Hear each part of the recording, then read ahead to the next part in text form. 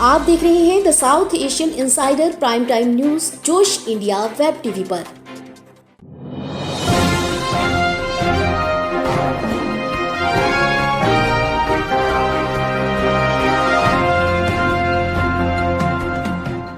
नमस्कार, आप देख रहे हैं जोश India web TV. The south Asian insider के प्राइम टाइम न्यूज बुलेटिन में देश दुनिया की तमाम बड़ी खबरों के साथ हर रोज की तरह मैं हूं गीता सक्सेना। आइए जान लेते हैं क्या है आज की हेडलाइंस। एक बार फिर से तैयार हुए कृषि मंत्री नरेंद्र सिंह तोमर, बोले सरकार बात करने को है तैयार।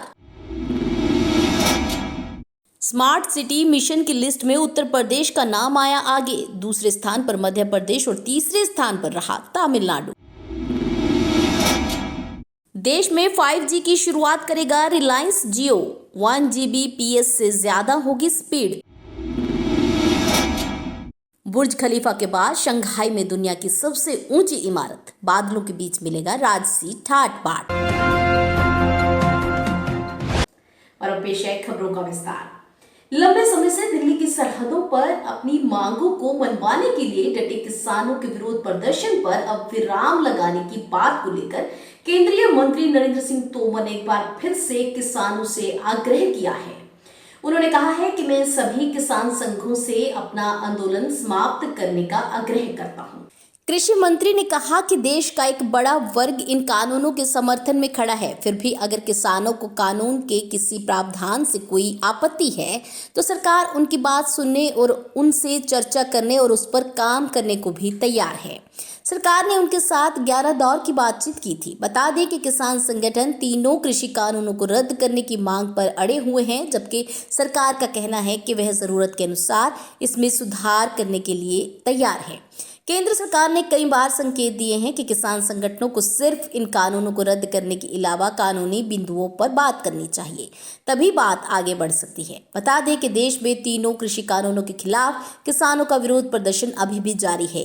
इतना ही नहीं, एक बार फिर से किसान आंदोलन को तेज करने की कवायद भी की जा रही है, जिसे लेकर किसान 26 जून को देश भर के राजभवन पर विरोध प्रदर्शन करने वाले हैं।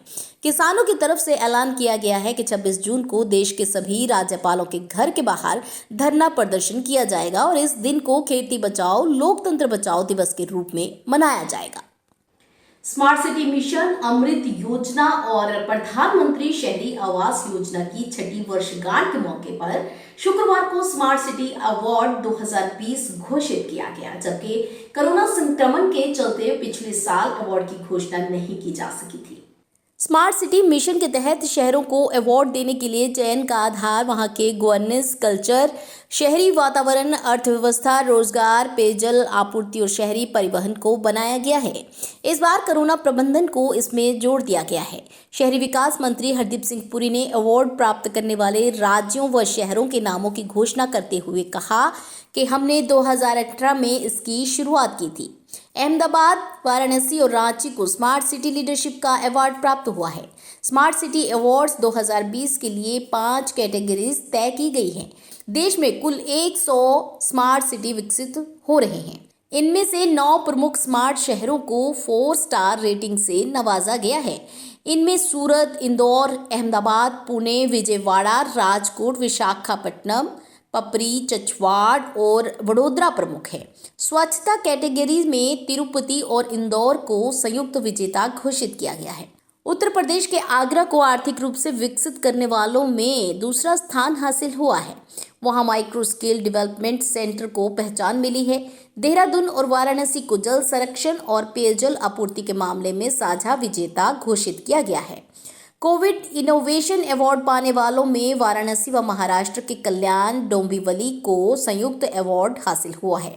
उत्तर प्रदेश के सहारनपुर को भी इस कैटेगरी में राउंड वाइज विजेता घोषित किया गया। इसके अलावा अहमदाबाद, वाराणसी और रांची को स्मार्ट सिटी लीडरशिप का अवार्ड प्राप्त हुआ है।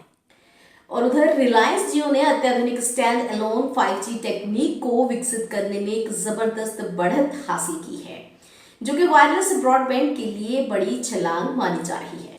रिलायंस के चेयरमैन मुकेश अंबानी ने भरोसा जताया कि देश में 5G की शुरुआत रिलायंस जियो ही करेगा। मुकेश अंबानी ने बताया कि 5G परीक्षणों के दौरान जियो ने सफलतापूर्वक 1 Gbps से अधिक की स्पीड पाई है। जियो के मेड इन इंडिया सॉल्यूशन को मुकेश अंबानी ने विश्व स्तर का बताया। हाल ही में 5G परीक्षण शुरू करने के लिए आवश्यक स्पेक्ट्रम कंपनियों को जारी किया गया था। जियो दिल्ली, मुंबई समेत कई शहरों में 5G टेक्निक का परीक्षण कर रही है। मुकेश अंबानी ने बताया कि पूरे देश में फैले डेटा सेंटर्स पर 5G स्टैंड एलोन नेटवर्क को इंस्टॉल कर दिया गया है और रिलायंस जियो के मजबूत नेटवर्क आर्किटेक्चर की वजह से 4G से 5G में आसानी से अपग्रेडेशन किया जा सकता है। बता दें कि गुरुवार को रिलायंस इंडस्ट्रीज की 44वीं सालाना आम बैठक हुई थी और इस बैठक के दौरान रिलायंस इंडस्ट्रीज के चेयरमैन मुकेश अंबानी ने कई अहम घोषणाएं भी की। आसमान को छूने वाली ऊंची इमारतों की बात जब हो तो दुबई के बुर्ज खलीफा की बात होना मुमकिन है, लेकिन अब बुर्ज खलीफा के बाद सबसे अधिक ऊंची इमारत चीन में बनाई जा चुकी है। यहाँ के शंघाई में दुनिया के सबसे ऊंचे लग्जरी होटल की शुरुआत हो चुकी है और 120वें मंजिल पर बैठने की व्यवस्था वाली इस रेस्टोरेंट में बादलों के बीच बैठने का लोग अलग ही मजा लेने वाले हैं। यहाँ के शंघाई में दुनिया के सबसे ऊंचे लग्जरी होटल की शुरुआत की गई है। इसकी ऊंचाई 632 मीटर है। यह चीन के जियांग इंटरनेशनल होटल के अंतर्गत आता है। इसमें लगे एलिवेटर की क्षमता भी काफी अधिक मानी गई है। यह प्रति सेकंड 18 मीटर की रफ्तार से चलती है। इस शंघाई टावर का एलिवेटर दुनिया का सबसे तेज एलिवेटर माना जाता है। पिछले साल के अंत में इसे गिनीज बुक ऑफ वर्ल्ड का खिताब भी मिला था। बता दें कि इस तेज लिफ्ट का संचालन मित्सुबिशी टेक्नीशियन कर रहे हैं, जो इसका स्विच ऑन कर इसकी गति 42.8 मील प्रति घंटे तक बढ़ा सकते हैं। उल्लेखनीय है कि मात्र 53 सेकंड में ही यह 119 मंजिल का फासला तय कर लेगा। यहाँ की एक रात की कीमत होगी करीब 67,000 युआन, जो इस शनिवार से लागू मानी जाएगी। यह होटल जिनजियांग इंटरनेशनल होटल का हिस्सा है और बेहद खास बात यह है कि यहाँ आने वाले लोग होटल के साथ साथ रेस्टोरेंट, बार, स्पा और 84वें मंजिल पर स्विमिंग पूल का आनंद भी ले पाएंगे। आप देख रहे थे द साउथ एशियन इनसाइडर के प्राइम टाइम न्यूज बुलेटिन में आज की कुछ बड़ी और बेहद खास खबरें जोश इंडिया वेब टीवी पे गीता के साथ। कल नई और ताजा अपडेट्स के साथ फिर से मुलाकात होगी। तब तक के लिए मुझे दीजिए इजाजत। नमस्कार।